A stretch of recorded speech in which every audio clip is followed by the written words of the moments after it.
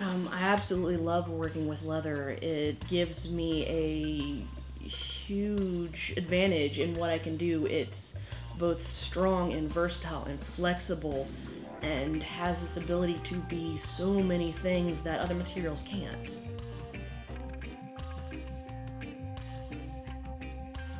My first introduction to leather, I was about 4.5 years old actually, and our next door neighbor growing up did all kinds of leather work to go along with his archery stuff. And I had just had to have surgery, so I was stuck inside all summer. And he brought over this little leather kit, and it had like maybe 2 or 3 little stamps. I think one was a leaf and one was a cat, and a giant pile of scraps with key fob patterns traced out. And I spent weeks making everyone I knew key fobs, and it was the only thing that kept me sane. From there, I was your average artsy kid. I did everything I could get my hands on, from clay to drawing, and the sculpture didn't take as much when I was younger. I did a little bit of repair on stuff. At that point when I was younger, I was actually riding courses as physical therapy to help with the surgery stuff. So just a little bit here and there. But I really didn't start picking up leather again until I was in college. And I was doing theater stuff. And there was one year I was drug along to a con with some of my friends at the time.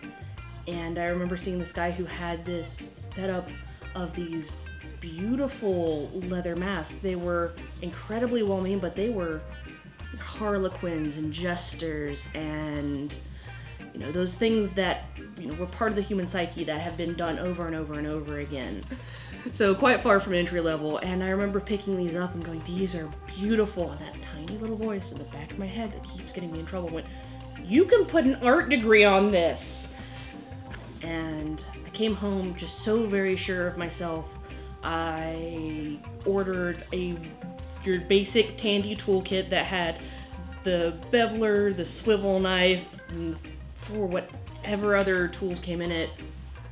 Made a pattern, ordered a hide, and promptly found out, no, I absolutely cannot do this. The first 3 or 4 masks that I made weren't even worth giving to the dog to be used as chew toys. Thankfully, I'm stubborn, so I really wanted to figure out how on earth to make this work, and I had no one to teach me, no one to talk to. This was really before there was much information on the internet. So I had tons of trial and error and cussing and just some very long nights trying to make this work. And I slowly but surely got the hang of it. I still look back at some of my earlier work that some of my friends ever so graciously bought, and they are just crap. And every time I'm over there, I just want to pull them off the wall when they're not looking and replace them with something better. And it just drives me nuts. One of the biggest compliments I've ever gotten on my work, one of the girls that I worked with was vehemently vegan. And there was one day where she thought no one was looking, and she picked up one of my masks and tried it on, looking so angry, putting it down, walking off. So the little bit of information that I did get from going online and trying to read said that in order to wet mold, you should soak them in hot water. And in my head, oh, hot, like boiling hot.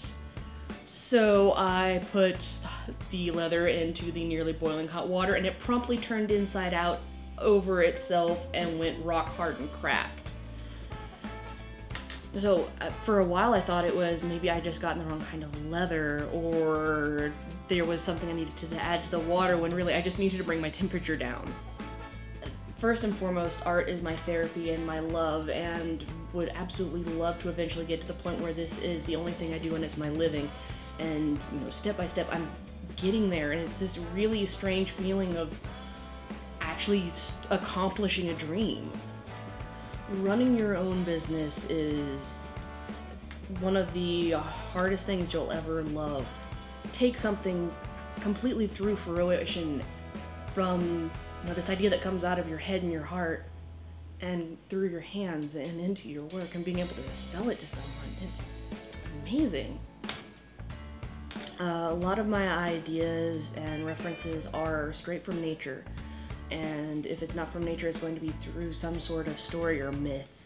I absolutely love things like fairies and goblins and demons and monsters and the things that go bump in the night. Anytime that you are going to have a product that comes from a living thing, it is very much so the kind of thing where you should use every single part of it. And if there's going to be a beef industry, there's going to be leather, whether we like it or not. And just throwing something that's versatile and valuable away would just be horrible and useless. And I don't know, we've got stuff we can make art out of.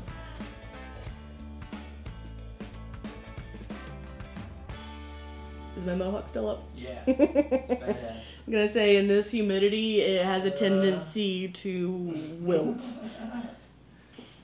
I'm Kelli Hovanes, and I'm a Tandy gal.